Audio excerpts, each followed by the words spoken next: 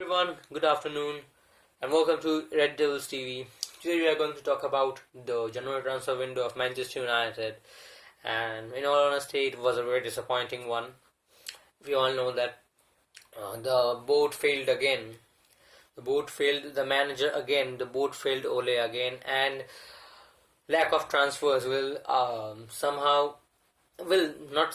definitely cost us the title, and I think that we should have bought at least one player, one centre back. To be honest, I'm not saying that we should sign players like Haaland, Sancho, or that Upamecano, but I think that for a club like Manchester United, they should spend at least 30 to 40 million in the January transfer window. I think they should have bought at least one uh, centre back because we all know that Bai is injured and Lindelof is getting injured day after day, match after match.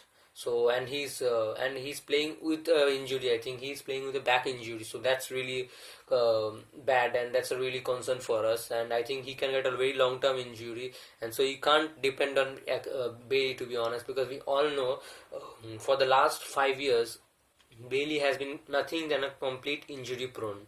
He's a good defender. I rate him as a good defender, and I think he's a better defender than Lindelof. He has a very good pace, but I think he gets injuries very oftenly. That's a big problem, to be honest, and that's why I think we should have bought someone like Medina or someone like that.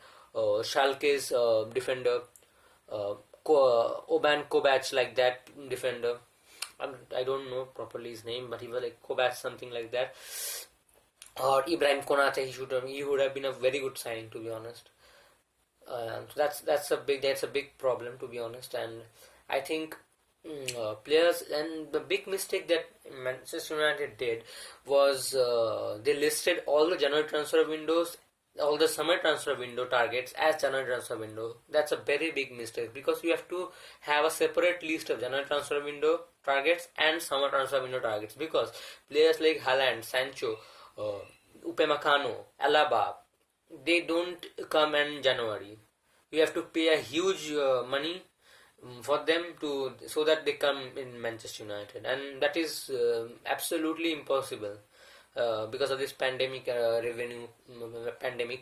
because of the loss of revenue and uh, loss of finances, to be honest. And that doesn't seem reasonable also, because if you spend around 80 to 90 million in the January transfer window, I think there will be no money to spend in the summer transfer window. But I mean, there will be money, but we can't make any big signing. We will be making signing of rotation signings. So that's a big issue. And I think that watching uh, the Arsenal game, we played really well. In the Arsenal game, we played really well. I think for Cavani and Martial, we didn't win the game. Cavani and Martial missed too many chances. We lost the ball few times, but I think Fred did a very good job in retrieving it. And I think the source of creativity should not come only by Bruno and Pogba. I think our fullbacks need to work a little bit hard. Luke Shaw has improved recently. Van Bissaka's crossing is still poor, to be honest. I think even Tariq Lamptey of Brighton is better than Aaron Van Bissaka attackingly, not defensively, attackingly. Basically, Van Bissaka needs to improve his final ball, to be honest, and that's a really big concern for us. If no one is providing the right supply for the attackers, I think then how will score goals? And how the hell will score goals? That's a big issue, and the opponents know that closing Bruno and Pogba will do the eventual job, because they are the only creators. They are the only sole creators, and the wingers we are having, they are good, but they are they are actually strikers, to be honest. Rashford and Greenwood are actual strikers, but I don't know why the hell are they playing in wingers, because we lack wingers, to be honest. We all know that. Everybody knows that. Even Ole also. That's why he wanted to buy Sancho, but the incompetent Bolt failed in again, and that's a big reason. And I think that if I think Rashford and Greenwood's, both of them's final ball is very bad, very bad, to be honest, very bad, because they don't give too many crosses to Cavani. They take the defenders on their own and drag it to a place where there is no chance, and they shoot it. They should have passed, but they take on the chances by themselves. So that's a loss of chances. And to be honest, for a player like Cavani, I didn't expect him to miss those chances. Probably I'm deeply disappointed by him. Martial, I'm getting used to him. Martial is becoming absolutely useless in the days behind.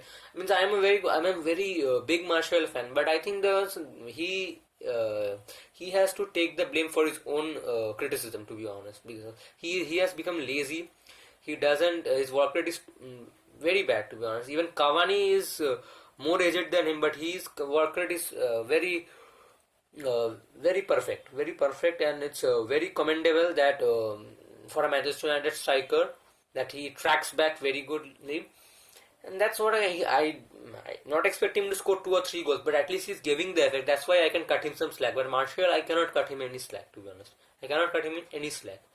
That's really disappointing performance for him, and I think I have watched Martial for the past 3 to 4 years when Mourinho was there. So I think I have made a final judgment. I think within 2 years, I think we should sell Martial. We should sell Martial because Martial is no longer a youth player that we should cut him some slack, or he's young. He's a very experienced player, I think, and he should step up. And I think that he's not the long term option for Manchester United. I think we should buy someone like Lautaro Martinez or Haaland. Joao Felix will be good to me, but I don't think that Atletico will sell him, Joao Felix. So we need strikers like that.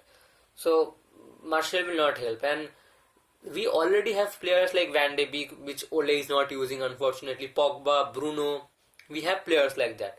So I think Martial should not play as a false nine, to be honest. We need to score goals because the wingers are getting a tough time.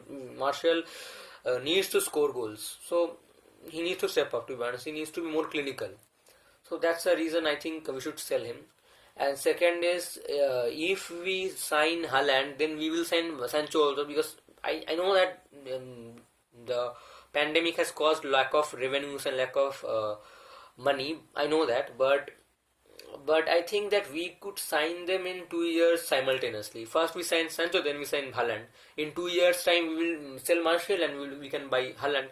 And if Dortmund doesn't get Champions League football, I think they will sell Haaland and Sancho, both of them in one transfer window, but at a cheap cost, around 60 to 70 million. And I think if Man United have the money, I think the money of Sancho is there because we had it the past summer transfer window, and I think it's still there at the board. So I think we should buy them, and that's a big concern. And the main casualty which is happening, that we all thought that buying a centre back and a CDM will help the team, but I think there's a new casualty that we need a good attacking right back, good striker, and I think that Fred is good defensively, but he's not good in the counter-attack transition. He's not that good at passing also. His passes are not good. He loses the ball a lot of times, and I don't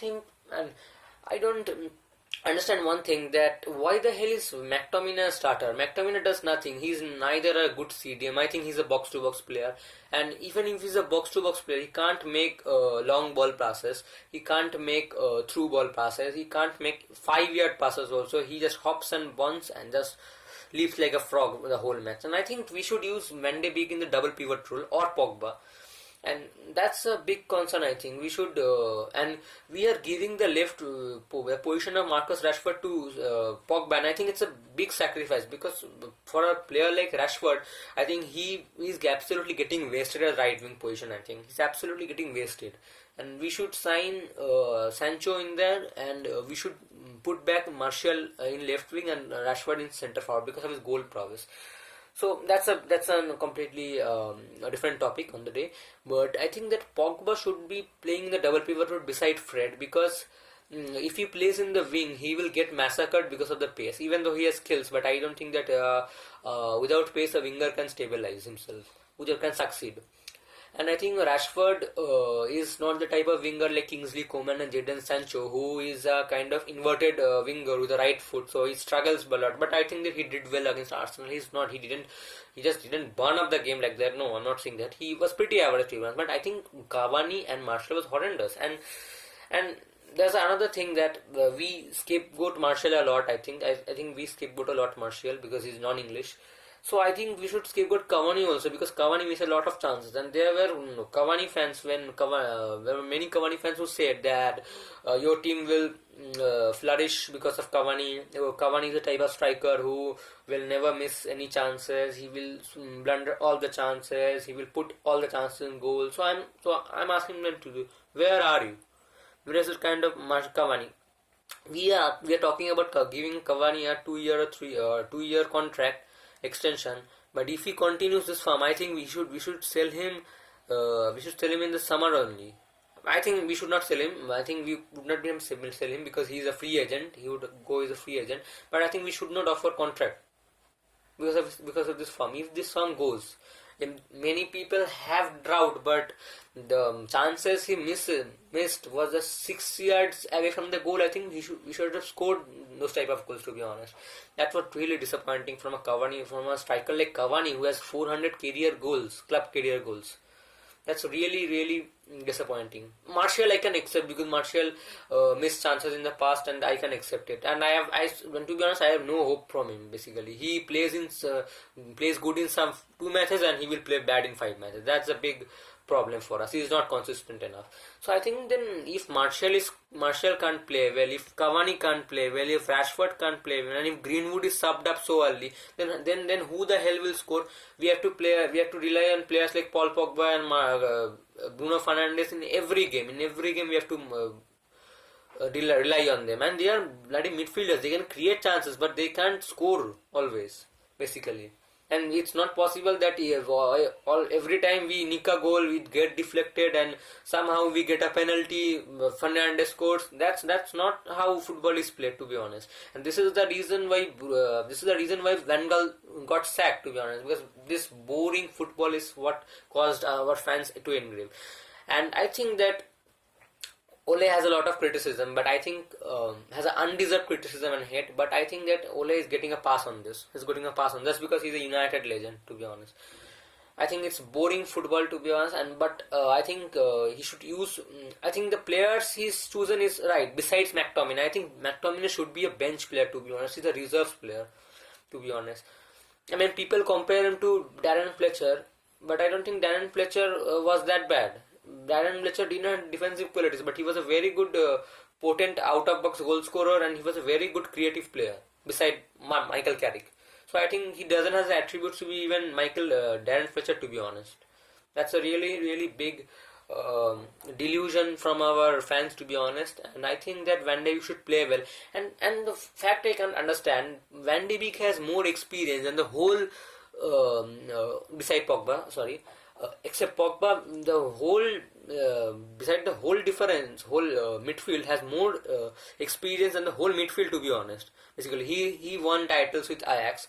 He was a UCL semi-finalist with the average Ajax team, which did very well. It outperformed. It was very talented.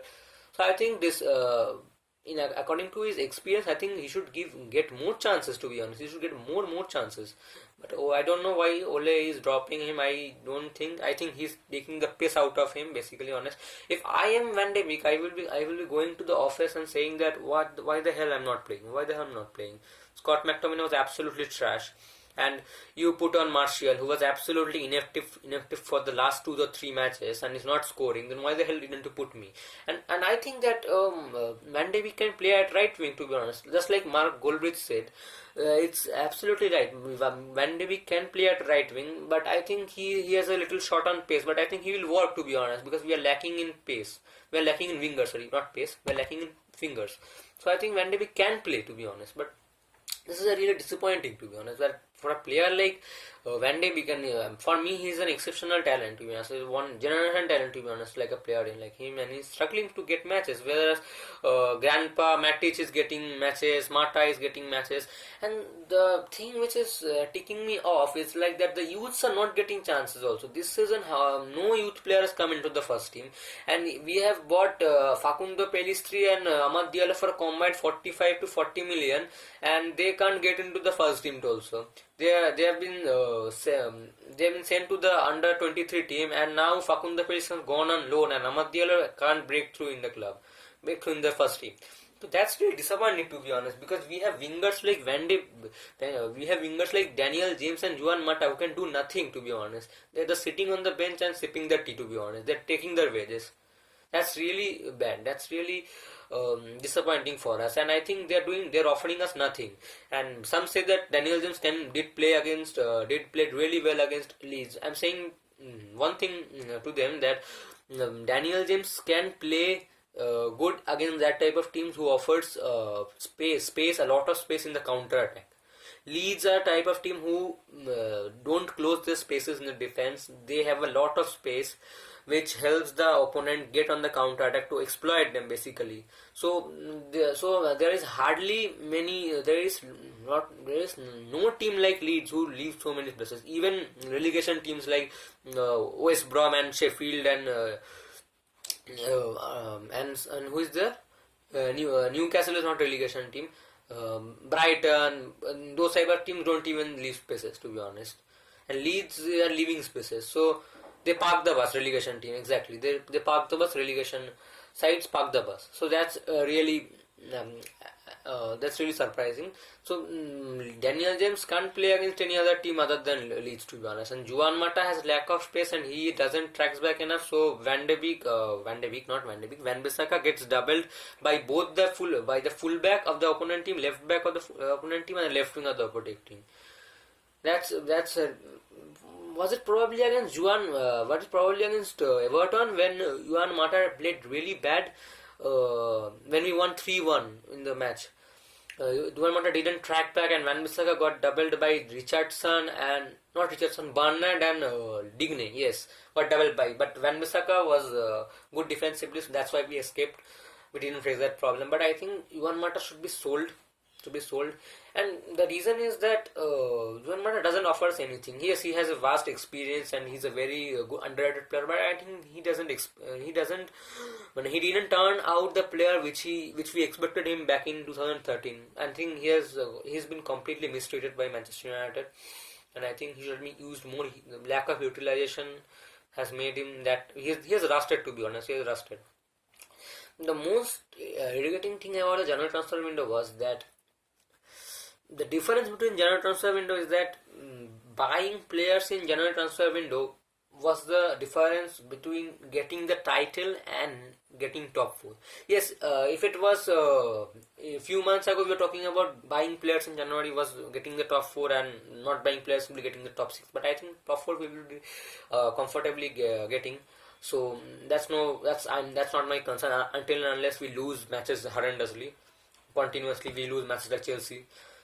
So that will be a worrying thing, but until now I don't worry about top 6 or top 4. I just worry about the title, because I think if we have two two tough matches next coming, which is Everton and Southampton, and I think it's really tough. It will be really tough, really tight, basically, honest, because Southampton and Everton are really doing well, and there are two good teams, and to be honest, in all honesty, it pains me to say, but losing to Sheffield United means that we can lose to any team.